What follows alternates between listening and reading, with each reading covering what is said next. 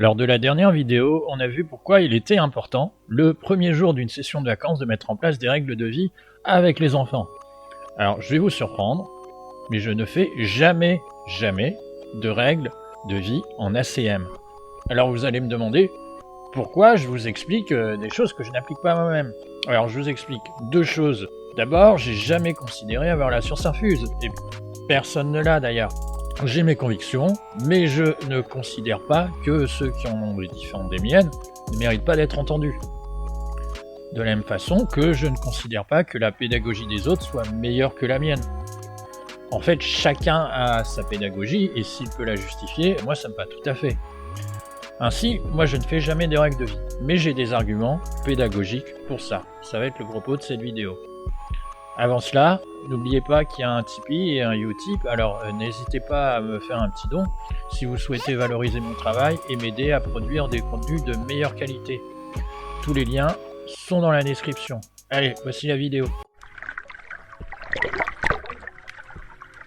Alors pourquoi je demande aux animateurs de ne surtout pas faire des règles de vie les premiers jours de session?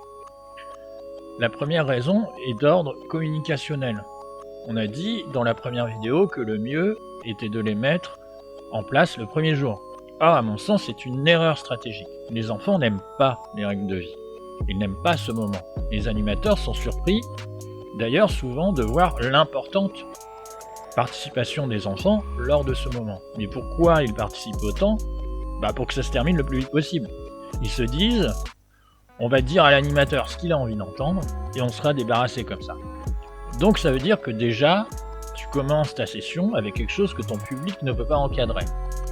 Alors qu'au contraire, le premier jour de session est vraiment celui où tu dois te donner à 100%, car c'est le jour qui va conditionner tous les autres.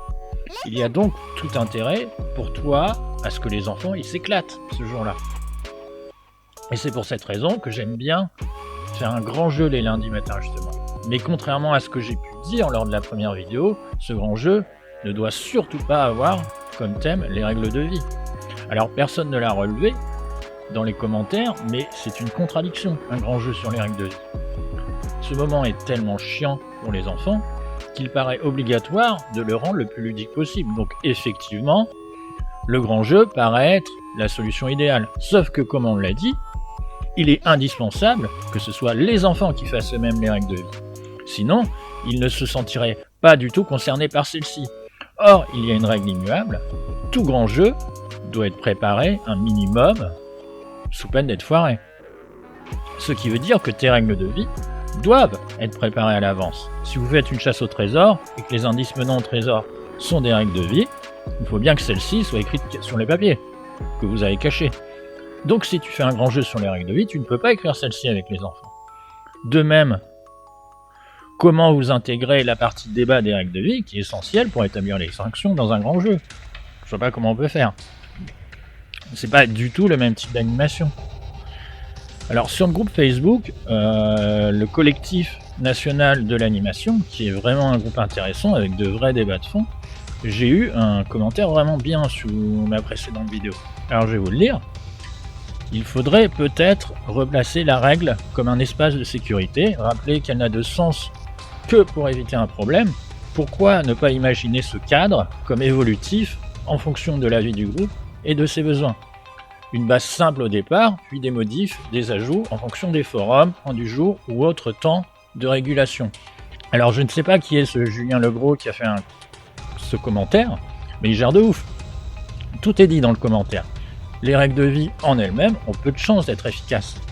Elles doivent s'accompagner de temps d'échange et de régulation avec le groupe. Il est évident que lorsque ton groupe est difficile, ce n'est pas une simple affiche qui va aider à changer la chose. Il faudra nécessairement des échanges supplémentaires avec ton groupe. De même, Julien Legros met l'accent sur un autre problème que posent les règles de vie, leur aspect rigide. En effet, un groupe ne fait pas l'autre, une situation ne fait pas l'autre, donc peut-être que le cadre devra évoluer. Tu peux par exemple te rendre compte qu'une sanction qui a été mise en place lors des règles de vie pose problème pour la vie de ton groupe. Par exemple par son extrême sévérité, ou au contraire parce qu'elle n'en a pas assez. Ainsi, ces règles de vie doivent s'inscrire dans un cadre suffisamment souple afin de pouvoir s'adapter aux situations. De fait, Fin du premier argument. Pourquoi vouloir absolument ruiner la journée la plus cruciale de ta session pour un truc qui ne sera même pas suffisant en lui-même? Autre point qui, là, je pense même rend improductives ces règles de vie, c'est qu'elles se trompent de cible.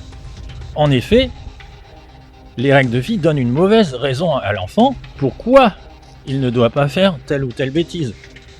Et là, on va s'attaquer à un des arguments que j'ai donné lors de la précédente vidéo. En donnant aux règles de vie une valeur de contrat, on dit à l'enfant qu'il y a transgression parce qu'il a rompu le contrat, parce qu'il n'a pas tenu ses engagements. Or, c'est pas ce qui doit lui être dit. Par exemple, si un enfant frappe ou insulte un autre, il ne doit pas le faire non pas parce qu'il a rompu le contrat, mais parce qu'il a fait souffrir son camarade. Donc, il faut nécessairement faire comprendre à cet enfant que son camarade souffre. Et donc, développer son empathie, parce que l'idée est quand même qu'il ne recommence pas, pour avoir ainsi un véritable effet éducatif sur lui. Donc, on en revient à l'idée de privilégier des temps d'échange avec les enfants. Et là, ton relou de service pourra comprendre, au vu de ce qui est exprimé par les autres, qu'il ennuie tout le monde. Ce que n'offrent pas, non plus, les règles de vie. Donc voilà, je suppose que beaucoup d'entre vous ne doivent pas être d'accord avec ce que j'ai pu dire lors de cette vidéo. N'hésitez pas à me le dire en commentaire, n'hésitez pas à me dire les points qui vous ont chiffonné et pourquoi, on en pourra en discuter, j'ai hâte de le faire. N'hésitez pas à mettre un petit pouce bleu sous la vidéo et à vous abonner. A bientôt pour la prochaine vidéo.